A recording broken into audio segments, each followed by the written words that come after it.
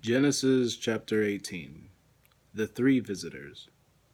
The Lord appeared to Abraham near the great trees of Mamre, while he was sitting at the entrance to his tent in the heat of the day. Abraham looked up and saw three men standing nearby. When he saw them, he hurried to the entrance of his tent to meet them and bowed low to the ground.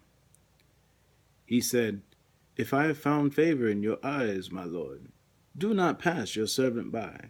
Let a little water be brought, and then you may all wash your feet and rest under this tree. Let me get you something to eat so you can be refreshed, and then go on your way, now that you have come to your servant."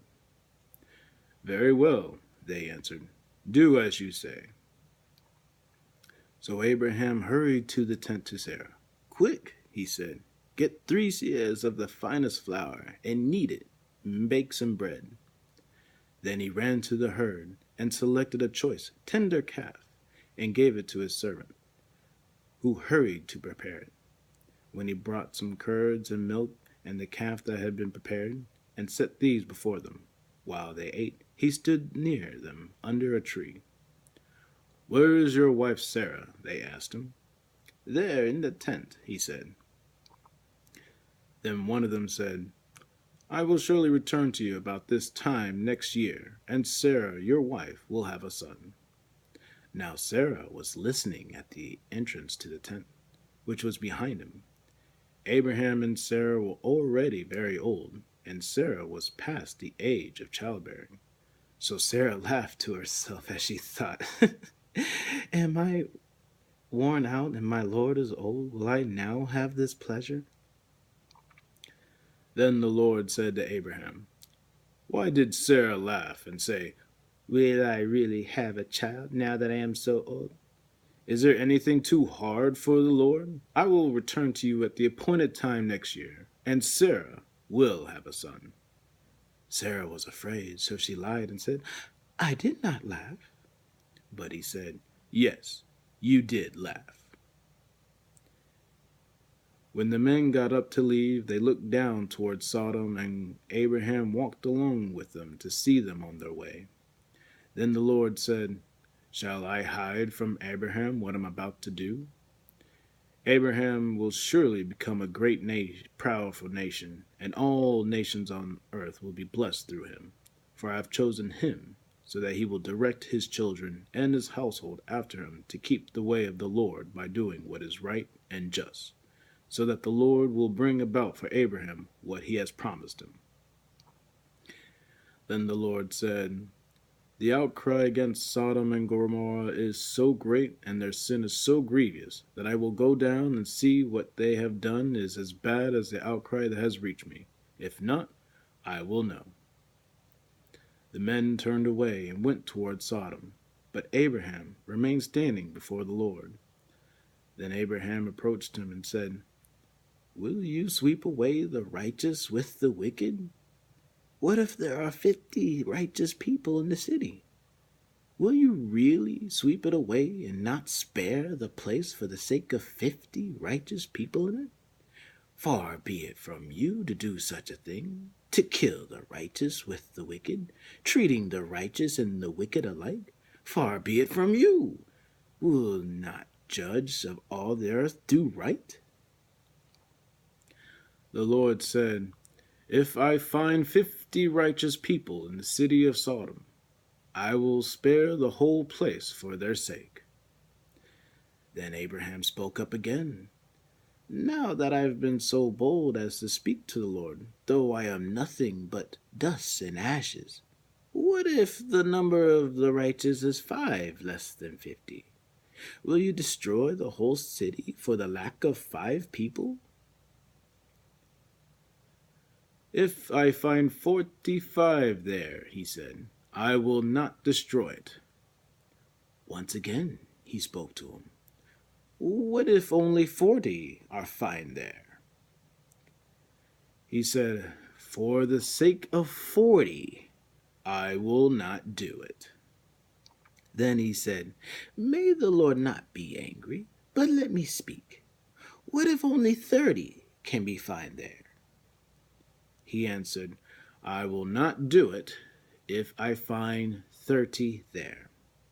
Abraham said, Now that I have been so bold as to speak to the Lord, what if only 20 can be found there?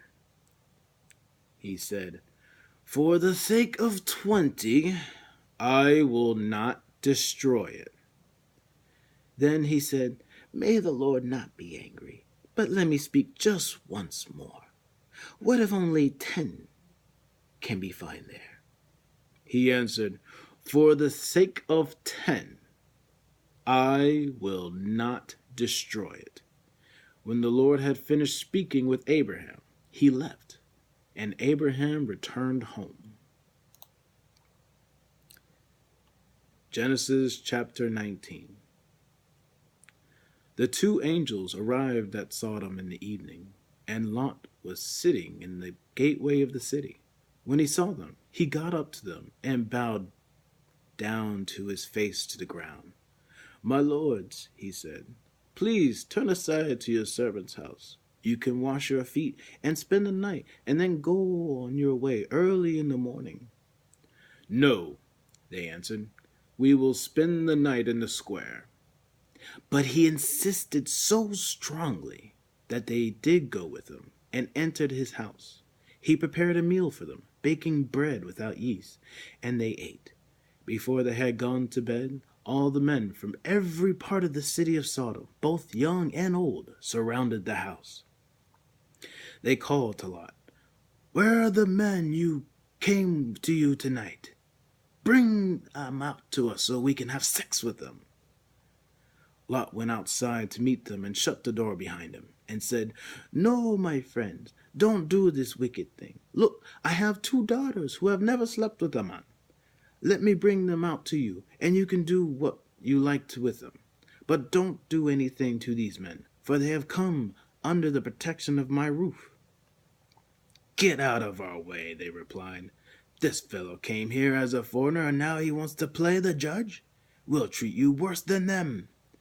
They kept bringing pressure on Lot and moved forward to break down the door. But the men inside reached out and pulled Lot back into the house and shut the door. Then they struck the men who were at the door of the house, young and old, with blindness, so that they could not find the door.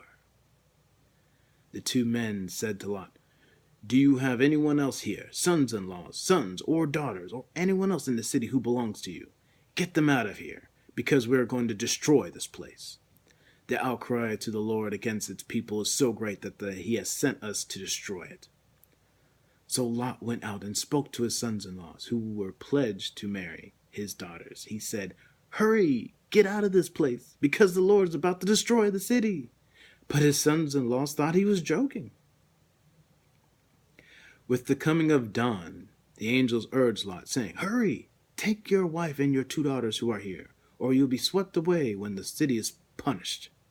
When he hesitated, the men grasped his hand in the hands of his wife and his 2 daughters and led them safely out the city, for the Lord was merciful to them. As soon as they had brought them out, one of them said, Flee for your lives, don't look back, and don't stop anywhere in the plains. Flee to the mountains, or you'll be swept away. But Lot said to them, No, my lords, please. Your servant has found favor in your eyes, and you have shown great kindness to me in sparing my life. But I can't flee to the mountains. This disaster will overtake me, and I'll die. Look, here is a town near enough to run to, and it is small. Let me flee to it. It is very small, isn't it? Then my life will be spared. He said to them, Very well, I will grant this respect too. I will not overthrow the town you speak of. But flee there quickly, because I cannot do anything until you reach it. That is why the town is called Zoar. By the time Lot reached Zoar, the sun had risen over the land. Then the Lord rained down burning sulfur on Sodom and Gomorrah from the Lord out of the heavens. Thus he overthrew these cities and the entire plain, destroying all those living in the cities, and also the vegetation in the land. But Lot's wife looked back, and she became a pillar of salt. Early the next morning, Abraham got up and returned to the place where he had stood before the Lord.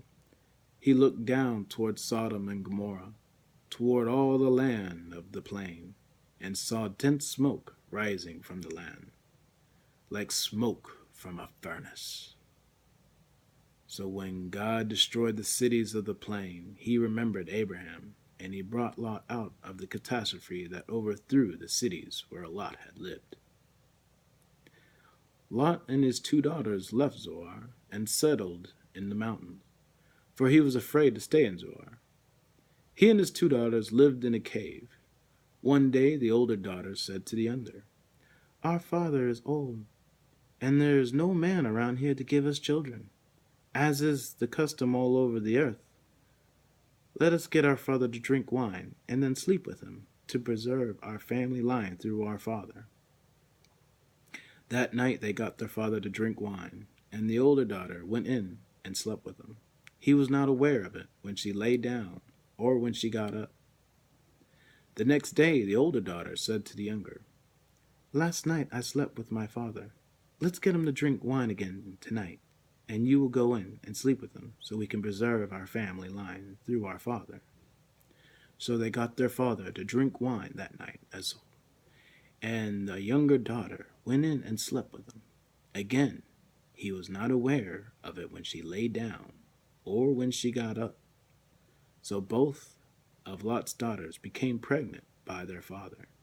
The older daughter had a son, and she named him Moab. He is the father of the Moabites of today. The younger daughter also had a son, and she named him Ben-ammi, and he is the father of the Ammonites of today.